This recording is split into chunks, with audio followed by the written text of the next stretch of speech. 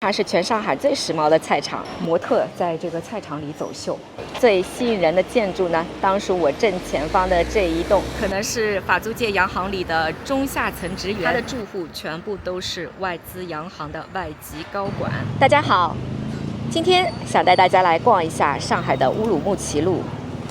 這條路就坐落在上海恒福歷史分貿區，也就是100多年前名震遠東的法租界核心地帶。烏魯木齊路恰好貫穿其中。說起來，這條馬路已經有100多歲了。1911年，法租界工部局越界修築了這條路，當時用的是一位旅滬法國人的名字，叫麥齊路。後來名字幾經更迭，中迪化路、迪化中路，一直到1954年才跟着新疆那邊的地名改名叫烏魯木齊路，一直用到現在。這條路全長880米，屬於上海64條永不拓寬的小馬路之一。什麼意思呢？就是說你今天走在這條馬路上看到的這個馬路寬度，跟100多年前法國人散步的時候幾乎是一模一樣的。梧桐還是那些梧桐樹，只是樹更高了，人換掉了。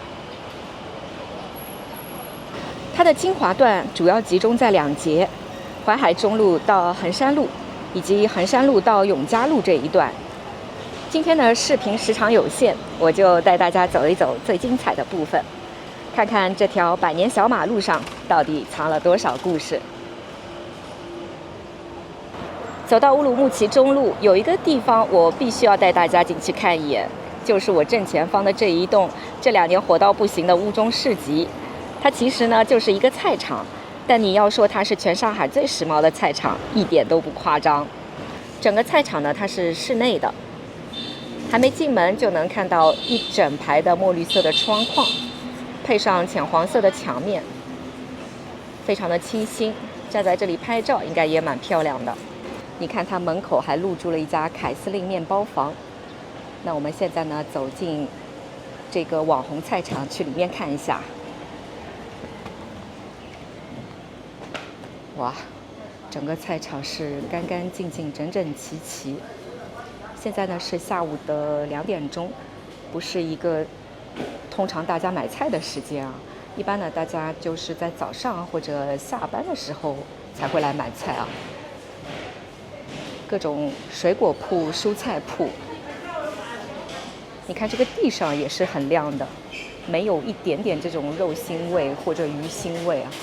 裝扮得非常的乾淨，而且整個門頭也是做了一些小小的復古的設計啊，很漂亮。它還有2樓的區域，咱們走到2樓去看看。我現在就走到了這個烏中市集的2樓，前面有一個小咖啡店，這邊還有一個熟食店。2樓最有意思的就是前面的一整面牆，現在呢全部換成了玻璃，一整面牆的玻璃啊。然後呢這一排的座位啊，就是你買了美食可以坐在這邊，邊吃美食邊欣賞外面的街景，非常的愜意啊。然後整個2樓呢，它這邊吃的東西也是蠻多的。去年呢有一個奢侈品品牌 Prada，他呢在這個菜場裡舉辦了一個秀啊，就是邀請模特在這個菜場裡走秀，可以說是轟動一時啊，因為這樣的組合真的從來沒見過。從烏中市集出來之後，發現對過呢有一整排老房子，這裡呢就是非常典型的舊式里弄，像現在這樣的老建築啊也是不多見了。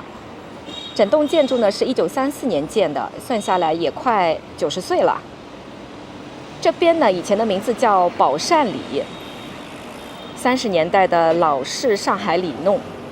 你看它2楼的這個陽台啊，非常的小啊，看上去還有點可愛。我現在就走到了復興西路和烏魯木齊中路口了。在這個路口最吸引人的建築呢，當屬我正前方的這一棟，叫麥齊公寓。1936年建成的，你看它每一層都有一個巨大的圓弧形陽台，像船的甲板一樣伸出去，非常的漂亮。它也是老上海人口中經常說的上海灘4大老公寓之一。當年的設計師叫萊安，一個法國建築師，手法非常的前衛。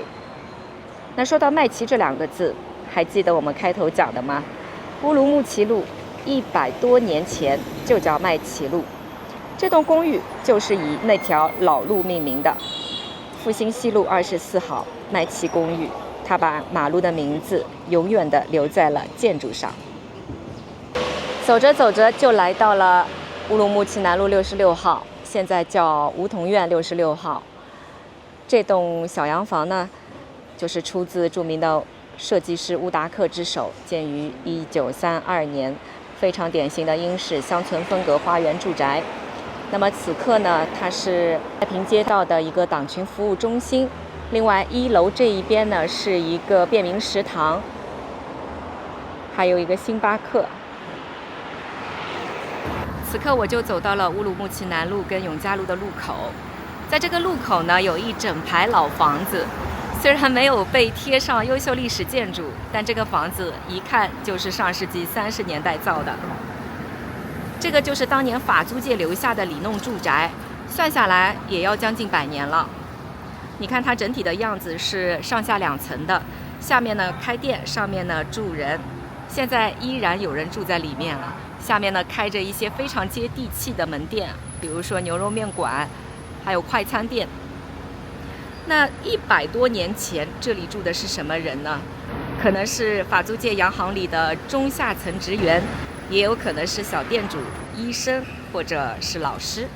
他們每天從這扇門裡走出來，沿着梧桐樹走去上班，晚上呢再拎着菜籃子回來。老建築真的非常有畫面感，就好像訴說着當年它的歷史。前面這棟樓是烏魯木齊南路176號，叫巨福公寓，也叫安康公寓，1930年代造的。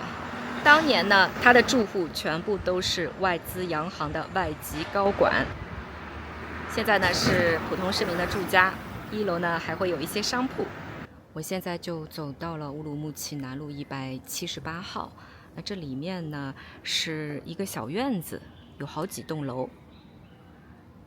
正前方的這一棟小洋樓呢是2號樓，也是夏衍的舊居，他是中國電影的奠基人之一，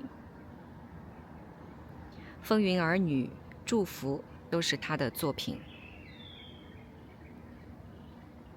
同樣是在烏魯木齊南路178號的院子之內，另外有一棟淡黃色的小洋房，是草英書房。他是著名的翻譯家，翻譯了很多俄羅斯文學大師的作品，比如說有托爾斯泰、肖洛霍夫，都是他翻譯的。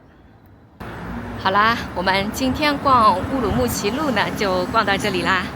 感謝您的收看。如果您喜歡我的視頻呢，請訂閱我的頻道。那我們就下個視頻見吧，拜拜。